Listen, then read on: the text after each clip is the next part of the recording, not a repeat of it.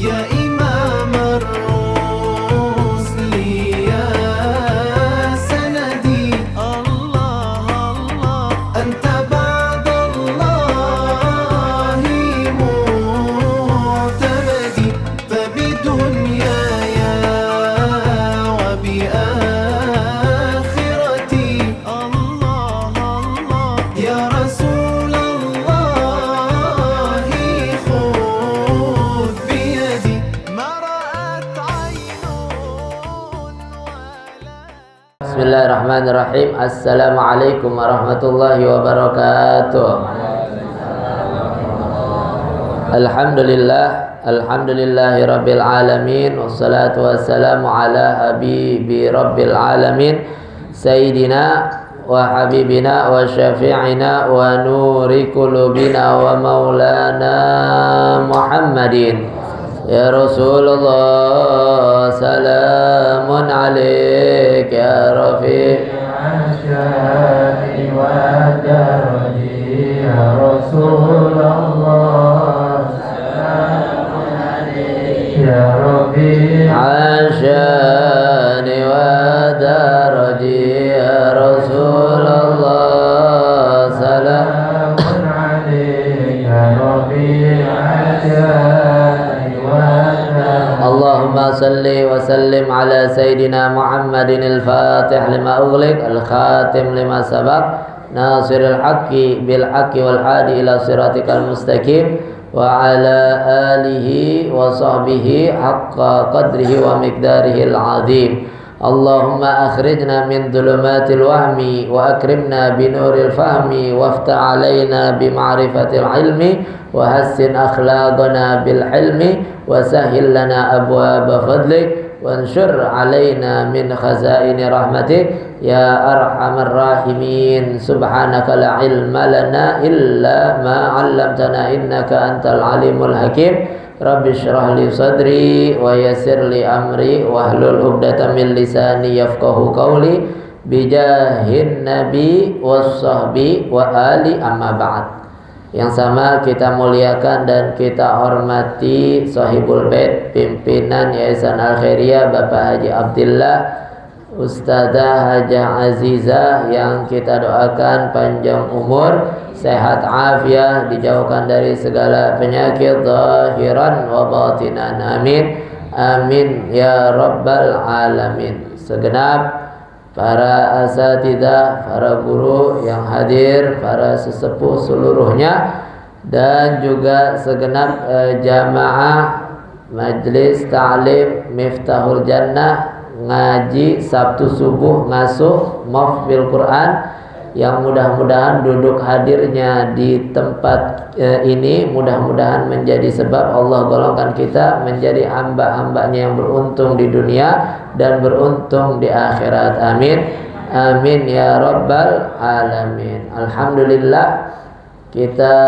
bersyukur pada Allah Subhanahu wa taala pada pagi hari ini kita kembali berkumpul, hadir, duduk menghatamkan daripada Al-Quran. Kemudian kita lanjutkan dengan pembacaan hadis Nabi Muhammad SAW, yang semoga itu semuanya menjadi pemicu dikabulkannya segala hajat-hajat kita seluruhnya. Amin amin ya rabbal alamin. Selawat beserta salam kita haturkan kepada junjungan kita Nabi besar Muhammad sallallahu alaihi wasallam, yang telah menuntun kita umatnya minadz zulumati ilan nur, minal akhlaqil fasida ilal akhlaqil karimah. Hadirin hadirat yang dimuliakan oleh Allah Subhanahu wa taala. Alhamdulillah, langsung saja kita lanjutkan kajian kita daripada kitab Bulughul Maram, yaitu bab ahkamul miyah, bab tentang hukum-hukum air. Ila anqala rahimahullah ta'ala an Abi Waqidi al-Laythi radhiyallahu ta'ala anhu qala qala Rasulullah sallallahu alaihi wasallam ma kuti'a minal bahimati wa hiya hayyatun fahuwa mayyitun. Akhrajahu Abu Dawud wa Tirmidzi hasanahu wal lafzu lahu. Ini hadis terakhir dari bab ahkamul miyah. Hadis terakhir daripada bab hukum-hukum air, terkait dengan hukum-hukum air. Sebab nanti dibagi-bagi ini. Imam penulis daripada ini kitab, yaitu Ibn Hajar Al-Asqalani, beliau membagi-bagi menjadi bab per bab begitu daripada hadis-hadis Nabi Muhammad sallallahu alaihi wasallam. Sekarang kita ada di akhir dari hadis daripada bab ahkamul miyah. An Abi Waqid Al-Laitsi, dari Sayyidina Abi Waqid Al-Laitsi. Ini Abu Waqid Al-Laitsi adalah seorang sahabat yang mana beliau itu meriwayatkan hadis yang begitu lumayan banyaknya. Begitu Sayyidina Abu Waqid Al-Laitsi. Qala, beliau bersabda, beliau berkata, qala Rasulullah sallallahu alaihi wasallam, Rasulullah sallallahu alaihi wasallam bersabda, ma quti'a minal bahimati, apa-apa yang dipotong, minal bahimati daripada hewan ternak, wa hiya hayyatun, dalam keadaan hidup, fahuwa mayyitun, maka itu menjadi bangkai. Kita udah bahas sedikit terkait hewan yang kita potong sebagian anggota badannya. Nah, ini hadis terjadi sebab suatu waktu Nabi SAW ketika nyampe di kota Madinah, orang-orang yang ada di kota tersebut mereka memotong daripada sebagian daging kambing, dan juga di antara mereka memotong punuknya daripada onta, dipakai gajinya itu sebagian dibuat makan, dan dagingnya yang ada di situ dan minyaknya dipakai buat penerangan, dibuat lampu, minyaknya daripada punuknya onta. Nah, masalahnya itu onta punuk dipotong dalam keadaan hidup, jadi ontanya masih hidup dipotong, sebab mereka punya pikiran kalau dipotong sedikit nanti kan dia bisa sembuh, daging utuh, ini mungkin bisa tumbuh lagi itu dagingnya, begitu. Dianggapnya begitu.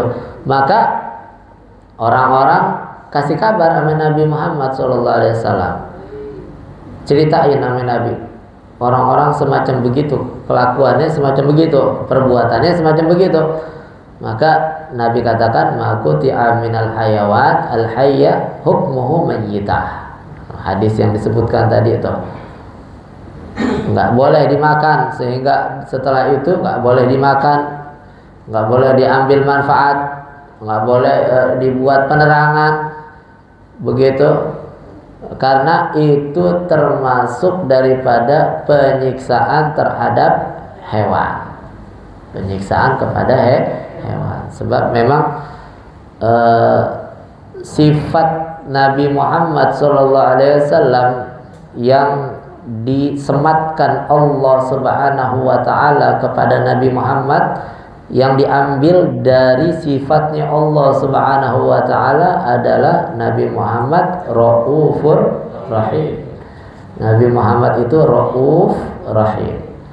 Terus Nabi Muhammad juga diutus oleh Allah Subhanahu wa taala sebagai rahmatan lil alamin. Di Al-Qur'an disebutin Nabi Muhammad mengakui dirinya sendiri juga sebagai rahmat untuk seluruh alam. Itu seluruh alam berarti alam dunia, alam akhirat. Semua.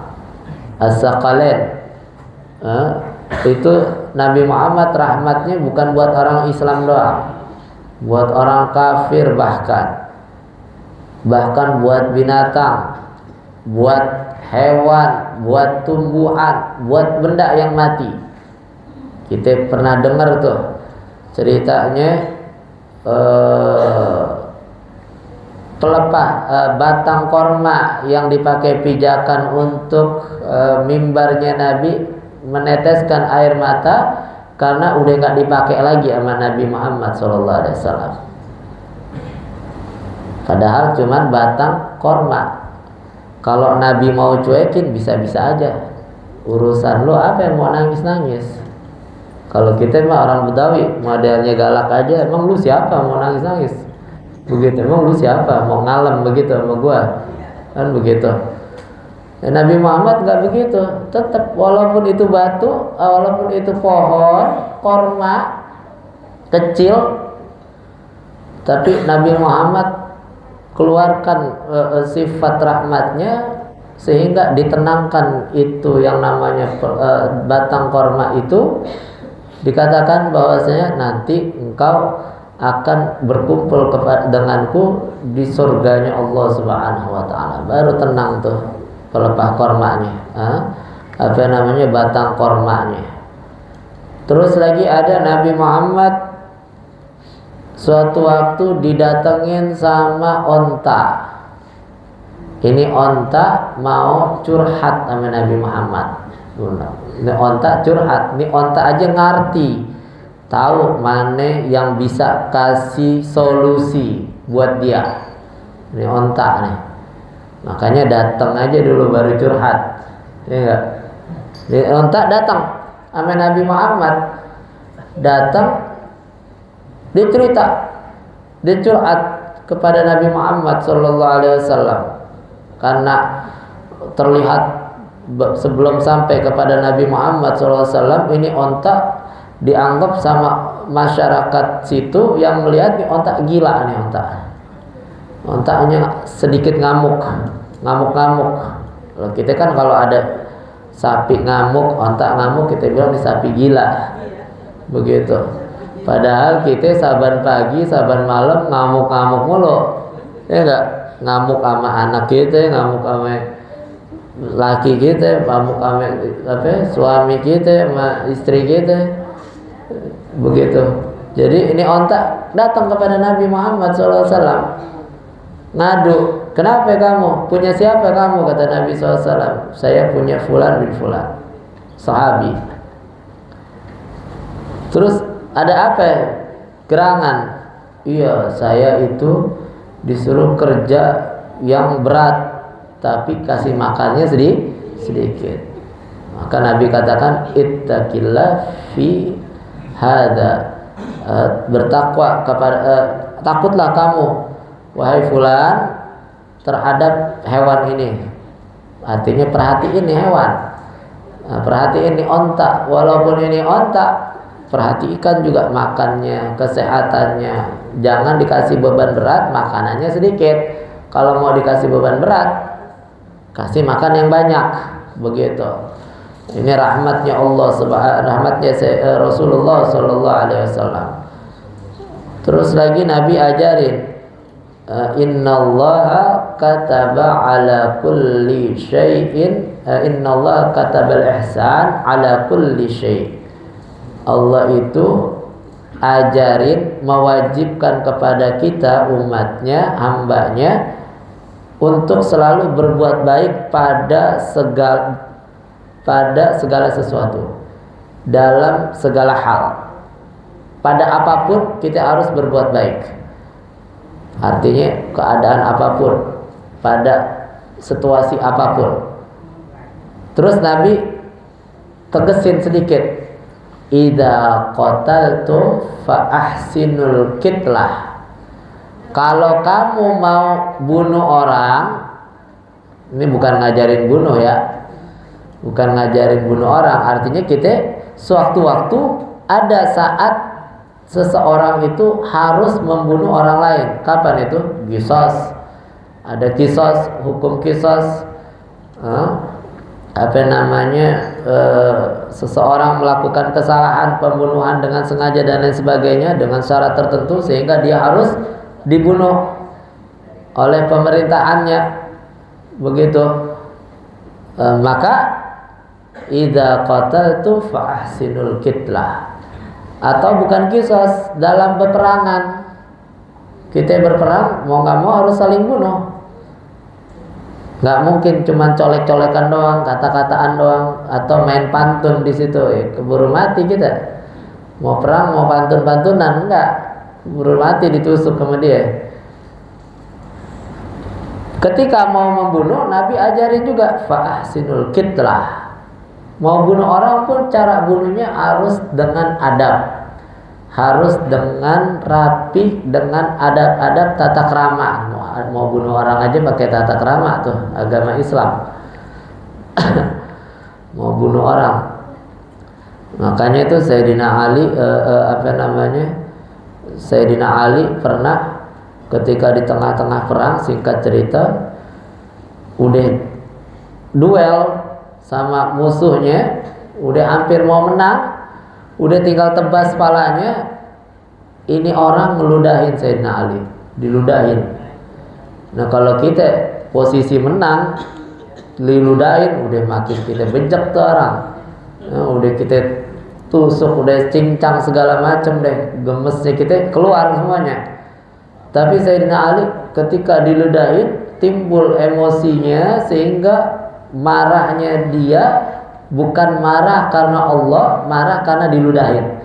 Akhirnya itu orang ditinggal sama Sayyidina Ali, nggak diterusin, nggak dibunuh sama Sayyidina Ali, begitu. Jadi rahmatnya agama Islam. Wa idza dzabhtum fa ahsinud dzibha. Kalau kamu sembelih hewan, maka sembelih dengan baik, dengan tata krama, dengan cara-cara yang sekiranya tidak menyakiti, begitu. Nah, kita mau bunuh orang aja mesti dengan cara yang baik. Mau bunuh orang dengan cara yang baik. Apalagi mau bunuh orang aja begitu, apalagi hewan, kita mesti lebih baik lagi, lebih rapih lagi dengan tata caranya. Senjatanya mesti, goloknya mesti yang tajam, jangan yang tumpul. Itu golok tuh ada, kalau emang tukang asah yang paham, dia ngerti tuh, ini golok berapa kali pakai bisanya. Dia ngasahin, ini golok 20 kali potong udah tumpul, dia tahu tuh. Nah, maka ketika udah tumpul harus diasah lagi sehingga tajam. Goloknya harus golok yang tajam, dan goloknya harus dari besi, nggak boleh dari tulang atau dari sesuatu yang lunak, begitu. Harus dari besi atau baja atau yang sejenisnya, pedangnya atau pisaunya, begitu. Jadi sekali tebas, bukan gorok, ngaso dulu, minum kopi, lalu dilanjutin. Ada tata caranya masing-masing, begitu. Ada kumpulan orang-orang yang khusus ngajarin motong-motong, namanya juleha, juru sembelih halal, juleha, begitu tuh. Boleh tuh kalau orang-orang sini yang biasa nyembelih hewan kumpul belajar sama juleha, biar sembelihannya halal, sembelihannya sesuai dengan syariat yang diajarkan Nabi Muhammad Sallallahu Alaihi Wasallam.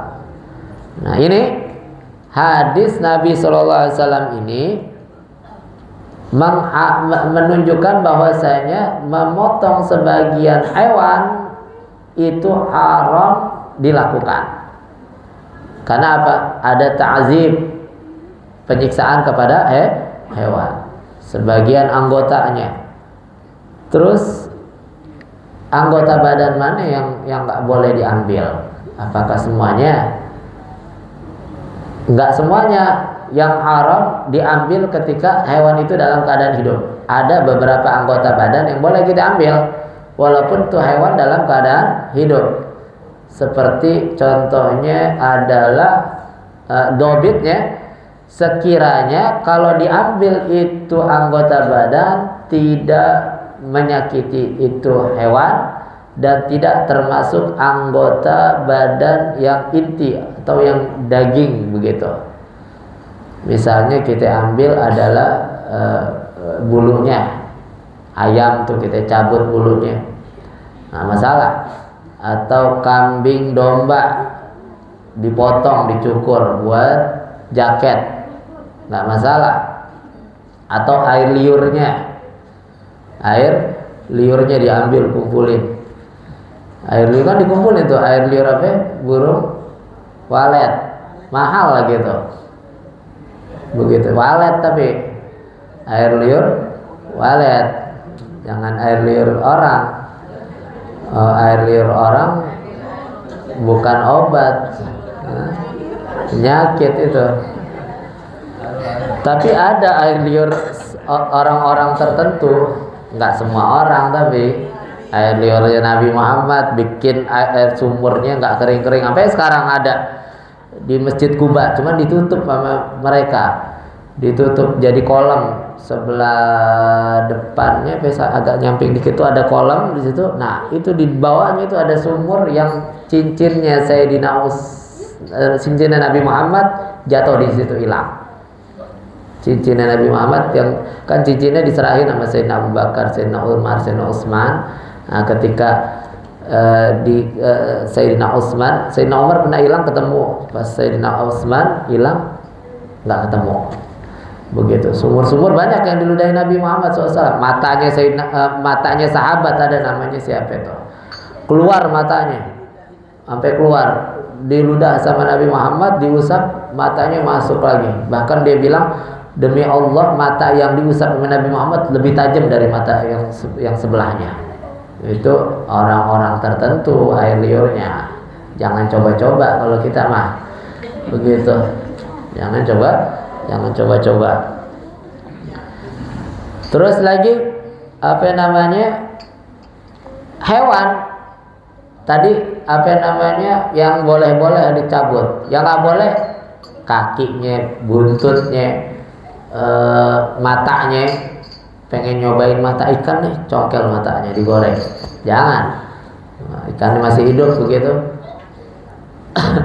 Atau giginya juga nggak boleh. Ijab isang juga orang nyabutin gigi hewan, giginya atau tanduknya dicabut. Sebab ada hewan-hewan yang tanduknya itu emang harus dipotong, seperti kijang itu emang harus dipotong. Sebab itu kalau enggak menyiksa tuh hewan juga, keberatan, kerepotan dia. Begitu. Jadi nggak boleh diambil manfaat, nggak boleh dimasak, nggak dimakan, nggak boleh untuk apapun. Menyembelih, memotong sebagian anggota badan hewan itu nggak boleh. Begitu. Jadi apa namanya, sekiranya yang memotong itu menyakitkan, mengurangi daripada organ tubuh yang inti, maka itu haram. Begitu. Sampai di sini. Kalau ada yang mau ditanya, silahkan. Kalau bisa kita jawab, kita jawab.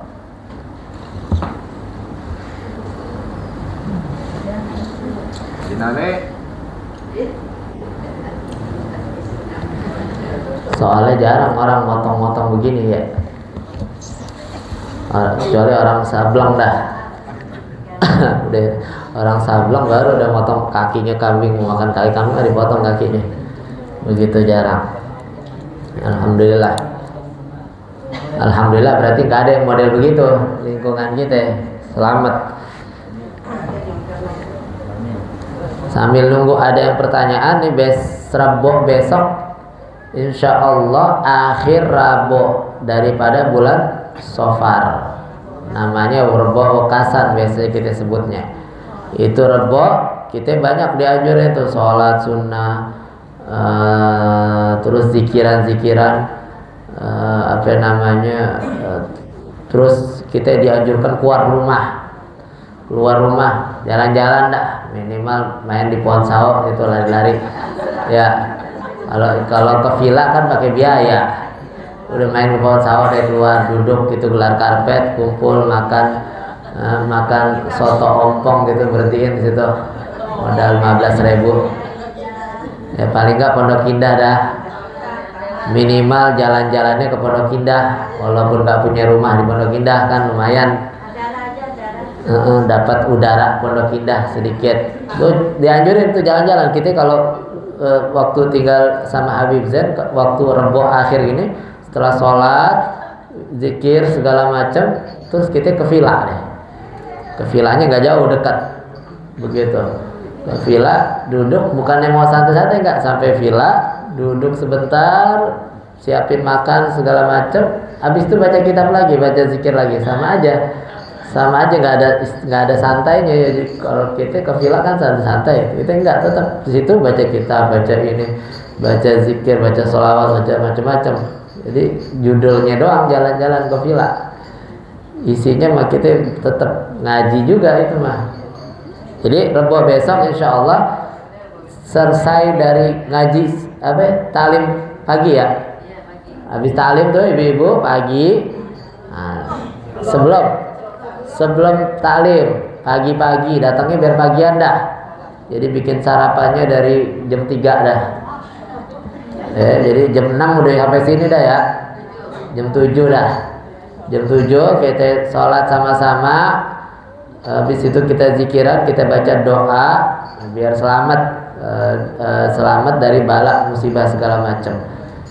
Sebab ada ungkapan tuh harabo banyak bala banyak ujian segala macam. Tapi kita kan nggak boleh takut sama yang begitu-begituan. Makanya ulama anjurin keluar. Karena kalau takut kan diem di rumah, mau naik mobil takut, mau naik motor takut, naik kereta takut, naik pesawat takut. Makanya dianjurin keluar jalan-jalan. Begitu.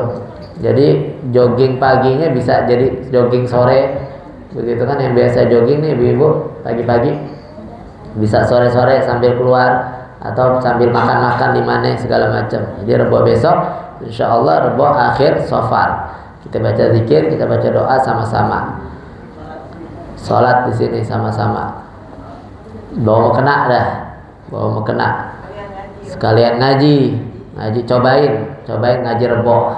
Kalau doyan terusin, gitu kan. Pertama cobain dulu ungkapan ulama terkait sholat tasbih itu, if'al walau marrah takun min ahli. Kerjain, cobain sekali-sekali. Nanti kalau udah dicobain nanti bakalan jadi doyan, begitu kata kalau bahasa kitanya. Terus lagi ada maklumat hari Senin besok nih, ini kan sekarang besok kita 17-an nih. Tadi kita baca, kita udah hadiahin juga buat para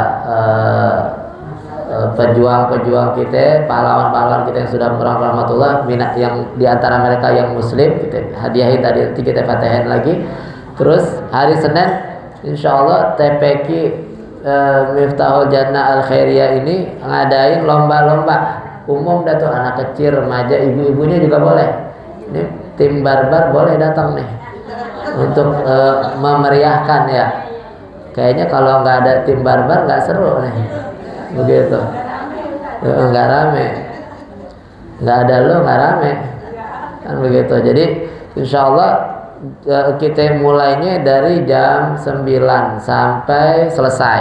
Ada door prize-nya, umroh keliling Ka'bah yang ada di Blok M. Ya, nggak apa-apa pakai kain ihram segala macam ke Blok M dah, muter-muter di sana. Tadi anterin pakai mobil. Insya Allah hari Senin jam 9 sampai selesai. Ada door prize-nya juga, ada door prize-nya segala macam. Insya Allah mudah-mudahan dikasih sehat afiah. Terus nggak ada pertanyaan ya? Kita baca Fatihah ya. Kita baca Fatihah. Kita niatin untuk para almarhumin yang tadi udah kita bacakan Fatihahnya, kita hadiahkan khatamnya, juga untuk para pahlawan-pahlawan kita yang sudah gugur membela negara, yang muslim di antara mereka, yang muslimah di antara mereka, mudah-mudahan Allah ampunkan segala dosa-dosanya, Allah hapuskan segala kesalahannya, Allah tinggikan derajatnya, Allah jadikan kuburnya raudhah min riyadil jannah. Al-Fatihah. A'udzubillahi minasyaitonir rajim. Bismillah.